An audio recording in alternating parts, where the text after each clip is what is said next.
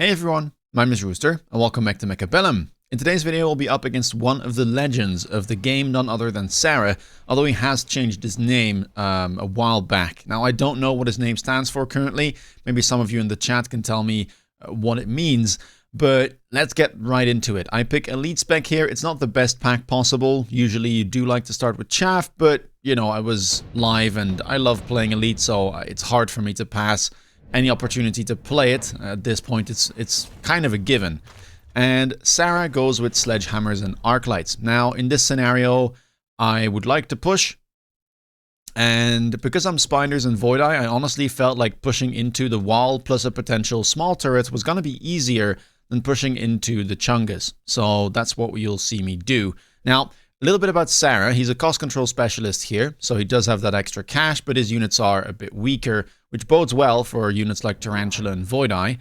And he used to be a very, very formulaic player. And I'm talking 2 years ago, he would basically play Melter Mustang almost every single game. And then he suddenly changed his playstyle, went to hyper-aggressive with a lot of air units. And he still does that from time to time. But he's also mixed in some mid-range, and that's what we see here. You could almost call it defensive, I guess, at this point. But usually, when he starts like this, he will add something like Mustang at some point, and then play more aggressive units like Worms down the line, or, again, a heavy air-based comp. We'll have to see what he goes for. I decided to go for Double Crawler, because I do need some chaff. And you saw me kind of hesitate whether I wanted to be closer or further away. I eventually kind of say to myself, he's playing Sledgehammers and Marksman. It's unlikely that, you know, he will be on the line. And even if he is, I should be quite favored. So why not really push in and push the agenda? So here we go. Now, one Marksman locks onto my Spider immediately. Not ideal. I will have to fix that at some point. The good thing is he's a cost control specialist, and the Tarantulas are quite tanky. So honestly, it's not even that bad for the Marksman to get locked. The Tarantula seems to be completely safe. The only downside is his army seems to be heading to my tower at the exact right moment, and now I have to deal with this anti-armor cannon. Pushing into it when all my units are this slow is really not that nice. I mean, you can see the damage stacking and stacking as the turret deals about 14,000 damage on round 1, and I do lose. Round number 2, we get unit reinforcements here immediately. Now, the good thing is, this was always a bit of an awkward turn for Elite, because you would pick one of these units and then all you could do was buy 2 150 costs. But because I sold my building and I can sell the other, I could buy a 300 cost, a 150 cost, and still get one of these drops as well. Now, I'm going to go for Wasp in this scenario because it's the most annoying to deal with. And I didn't really want to buy a Mustang. That would be the alternative, I guess. I mean, even now I could go for that. Take the Wasp and then build a Mustang, but I decided to go for a Tarantula plus a Void Eye on the right side because I felt like that was just a very strong round. Level 2 Tarantulas this early on are extremely powerful. They should do a good job against things like Sledgehammers and Marksmen, plus whatever he might add on the right side. Now, Sarah goes for a very similar play, also picks up the Wasps because, I mean, it forces a particular response. Again, typically going to be something like Mustang for me because I am playing aggressively. It just makes it a bit easier to read your opponent because you know they have to answer that air threat. Now, right side is going to do well, but we will die to the Wasps, sadly. The good thing is, left side we are crushing, and we're also winning the air fight, so we still have a chance here to be able to take the second round. Left side tower has been leveled, benefit of cost control, being able to use, you know, a lot of money on things like spells and tower reinforcements. And that's exactly what Sarah's doing.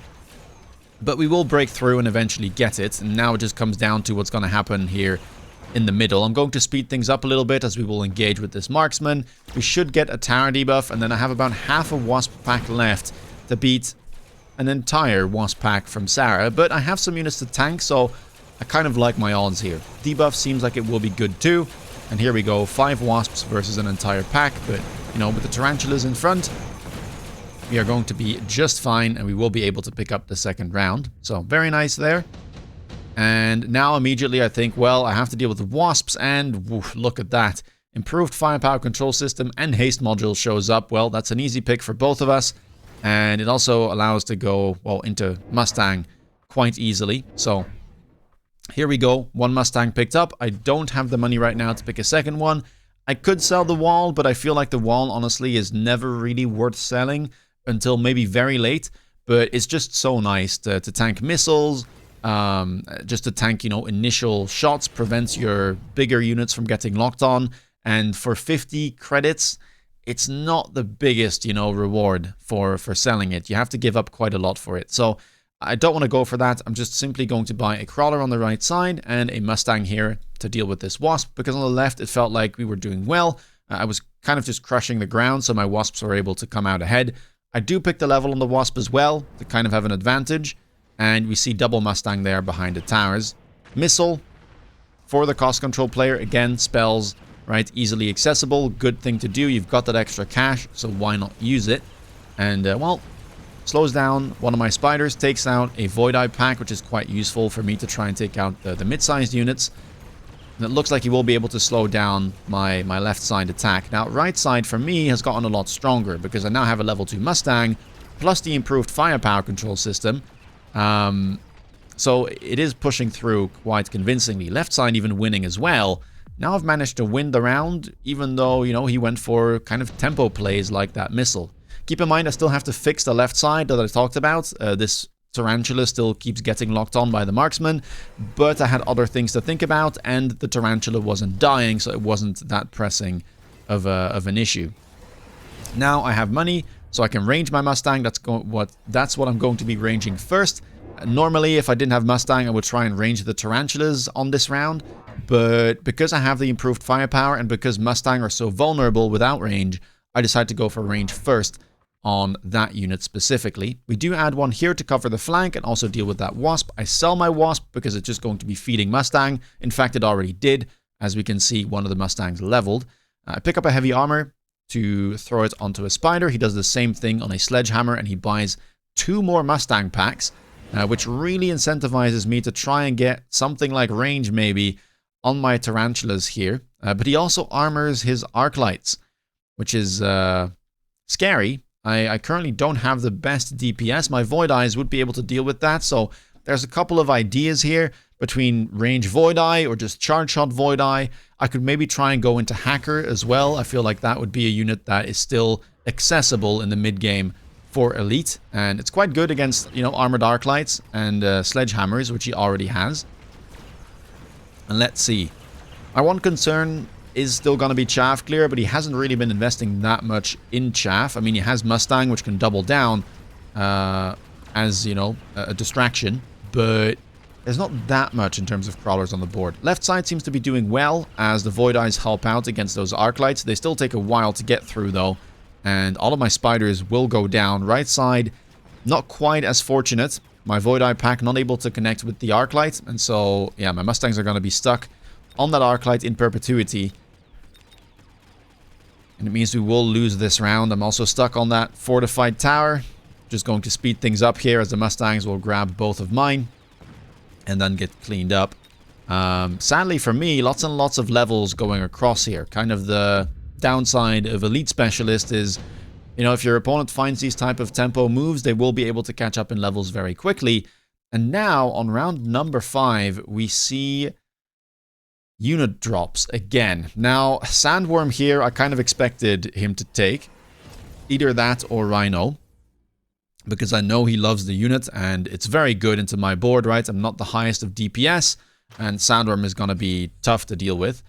The thing I was a bit afraid of is air. I know that my air situation here isn't great. Something like Phantom Rays with armor or Wraith with armor could be a problem. So I decided to pick up the Farseer kind of just as a safety for that type of play. But it does mean that I need to do something about, you know, the potential tanks that show up. And well, Sarah sells the sledgehammer and repurposes the heavy armor. So now there's a Sandworm over there with 75,000 hit points.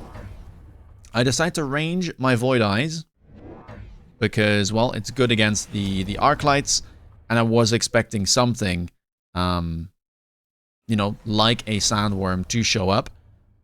And he's going to armor them, so they're going to be even tankier now. That one on the left, almost 100,000 hit points. I mean, maybe I should have gone charge shot first, but was a bit afraid of my range situation. Another missile there. going to hit the board. I probably should put a crawler down, but, you know, I want to be a bit safe with my deployments and not put everything on the line. Maybe I should just put down a shield there at some point. Now I can see the worms and I'm thinking, okay, how on earth am I going to be dealing with that? And I thought to myself, well, maybe we try the hacker idea. Anyway, I can grab charge shot on my void eyes, which hopefully will be able to chunk the worms enough. And then with enhanced control hacker, I would be able to take these guys over, and they are a problem for Sarah to deal with as well. I do take a lot of damage here though. From 4,000 down to 2.3, I will have to turn things around quickly. Haste module shows up, absorption module shows up. I go for the haste module onto one of my Mustang. I do charge shot my void eyes, and the absorption, we'll have to see where it goes. I imagine it goes onto another sandworm. And 2 more going to get picked up on either side. I mean, this is very scary. Normally, I would want to go for something like, I mean, a mountain, but it's too expensive for elites to get into at this point. You could try steel balls, but it's a little bit tricky. You can sometimes still get overwhelmed anyway. Melter in this case could work as well with absorption, but pretty expensive to go for on round 6, considering I would have to buy it at level 2. So hacker it is. Now I do really want to grab the enhanced control. I felt like I needed to get a tech. So I was debating whether I should sell something, and well, one of the Farseers was up on the chopping block. It does again leave me a bit vulnerable to an eventual air armor cheese, but I really felt like I needed enhanced control here. It makes such a big difference. If I can hack this, it will go back to full health instead of being, you know, left on 10-20%, which makes a massive difference.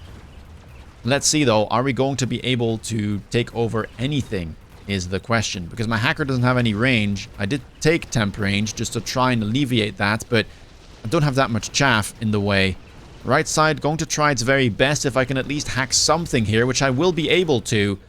I may be able to fight back. Left side not going well. Sandworm managing to grab a level, so I'll have to deal with a level 2 armored sandworm next round, but at least the right side seems to have stabilized, if only just. But, you know, all I need is to start taking over one sandworm. Everything then gets distracted, and it makes the game a whole lot easier for my composition. Still, charge shot void eye is not really able to do what I was hoping them. They're not killing or damaging the sandworms fast enough. I also kind of need more chaff, so we're not out of the woods by any means.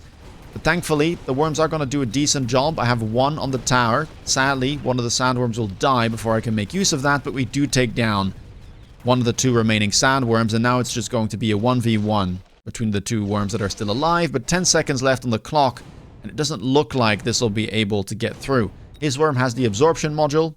Mine had more hit points, so we tie. And that sends us into round number 7. Where we see an enhancement module show up. Another improved firepower as well, or a Mustang production line. I mean, all here are pickable, but the improved firepower feels the best for both of us. Enhancement module may be alright for Sarah, although it looks like he got the levels on the worms that already had items, so perhaps not the smartest. And yeah, I mean, look at that, right? Double Mustangs with improved firepower, very, very scary. Lots and lots of shields being picked up, but thankfully I do have charge shot void eye, so I think I may be able to break those.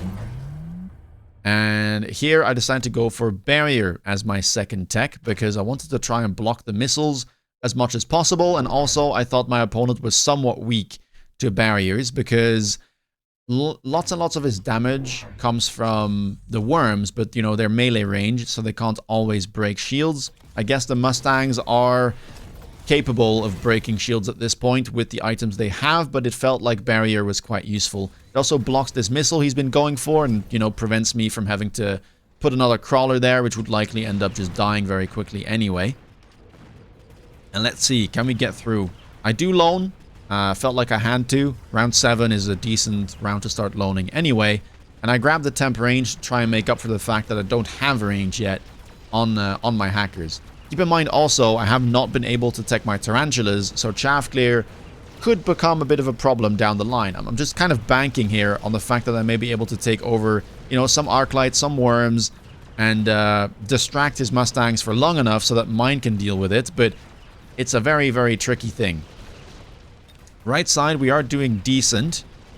Again, we seem to have stabilized, but yeah, the left side now has to deal with double level 2 sandworms, which is a lot more tricky to deal with. It seemed like we did hold on for a bit longer, but not enough to be able to take one of them over. And while I do have one sandworm, it's not going to be enough here to take over or beat these 2 sandworms from Sarah. So we're going to lose a bit more hit points. And yeah, I desperately feel like I need more DPS here. It's just not really working out. The Charge Shot Void Eyes are not doing enough. And so on round number 8, I see improved Steel Ball in the card selection. And I think to myself, well, Steel Balls are, you know, accessible, at least for me, on Elite Spec. I don't have the money here to go for a Mountain. So maybe I should just try and go for that. Actually, as I think about it, I could have bought a Mountain if I sold the Farseer and loan.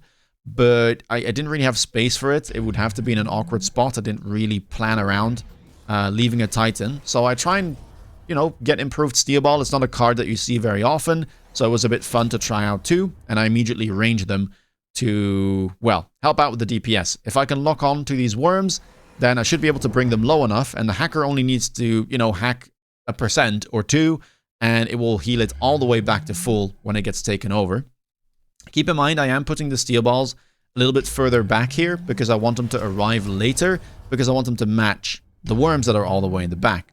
We do go for a barrier on the right side because I knew that Incendiary Bomb was available. Now, it could have been dropped over here, in which case, you know, I would not be able to block it, but that's life. But I'm pretty happy to see that it looks like we will be blocking most of it. Worms are getting beaconed to the left side now. These 2 also picked up a level, so it's a good thing that we did grab those Steel Balls, and they're gonna have their hands full on round number 8. Can we somehow make this happen? Look, I am beaconing backwards some of my units. This was to try and prevent the fire from instantly killing some of the units I had underground for the crawlers, or subterranean blitz it's called. Very, very tricky to deal with, and again, it kind of shows you the problem that I potentially could have had in terms of chaff. But it seems like we're doing quite well. The Steel Balls are managing to survive for long enough, and again, all I really need is to take over one of those worms and be safe. Nice tower debuff on the right side. The worm sadly does go underground. But here we go, that gets taken over. The other worm pops up out of the ground. We take that over as well. And suddenly, things are turning around and we've almost equalized the scores. Here comes round 9 though. And it is going to be unit reinforcements. And here I was in a bit of a pickle because Scorpion gets offered, which is obviously good against Steel Balls. But I also kind of was afraid of a armor Wraith play. Because, well, my anti-air is not fantastic. The best I have are these Mustangs. Now, these ones could kill a level 3 armored Wraith, but the rest currently can't. So, I was saying to myself, you know, what do I do here? I didn't want any of those units, so I'm just kind of taking to sell, grabbing the Wraith. Very briefly, I was thinking about keeping it around to try and deal with the chaff, but you know, he didn't have that many crawlers, and I could see that we were doing fine last round. So I'm going to try and invest as much money here as I can into the air, and that was kind of the gamble that I was taking. I knew that he loves to play air, so I thought that's what he was going to go for, but I make the wrong read. And yeah, suddenly there is 5 Scorpions on the enemy board, 2 from the drop, and then 3 more added that he bought himself. I go for Burst, because it should do the trick against, you know, some beefier units, and this way it's going to be useful against other things as well, instead of clicking something like aerial specialization. And, well, the only thing I can do after buying the 2 Farseers and teching is grab the temp range and add a Steel Ball here on the right side. Notice that one of the Sandworms has been sold. The 2 on the left are now both level 3. And, well, let's see how this plays out. The sad part is I don't have range yet on my hackers, and well, if I had predicted this perfectly, I think that's likely what I would have gone for, something like a range hacker play. Right side is doing fine, but Scorpions are fighting back, and the steel balls are kind of arriving a little bit too early. Or rather, I'm also running out of chaff, so the left side's completely overwhelmed. Right side is doing well. And it looks like I almost may be able to take over a worm, but oof, the left side is under so much pressure. I even kill the sandworm there without taking it over. Very, very unfortunate. I will get a debuff, I think, at some point, but am I going to be able to survive this? I have 1300 hit points left, and I'm going to need to take over 2 sandworms somehow. They're tanking for the scorpions in the back, and if we tally, that is sadly going to be too much. I would have needed to kill one of the scorpions and the marksman there in the back to be able to survive. So yeah, no cigar there. Wrong read on round 9, sadly, as there were 2 things I was afraid of in the unit drop, and I played too heavily, I think, around the air one when the scorpion threat was obviously the bigger one. I think I should have just kind of, you know, let things happen in terms of the air situation, because I doubt I would have died if he went for Armor Wraith, and well, the Scorpion threat is just much, much bigger. So let's try out a different round here. Let's say that I predict that we go Scorpion, and I pick up this Wraith, which I will sell. Let's level the Mustangs, level those hackers, and I do want to grab range. Temp range is going to be important. And what else do I want? I mean, I think a late crawler here would make some sense. And maybe even a late steel ball on this side as well. I could go HE on the Mustang to try and chaff clear a little bit better. And then maybe we add another steel ball over here just to be safe. DPS could be useful. So maybe I level this guy. Oh, I have no money left. Never mind. And then do I want to beacon one of these dudes backwards? Maybe I do. Just kind of try and buy a little bit of space for my steel balls and hope that they, you know, lock onto these worms when they actually come out of the ground instead of dying beforehand. Does this make a difference? It's a bit risky, of course, going for high explosive because, well, it would leave me more vulnerable to the Armor Wraith play. But sometimes I think you have to take risks as well when both of the unit drops are scary for you to deal with.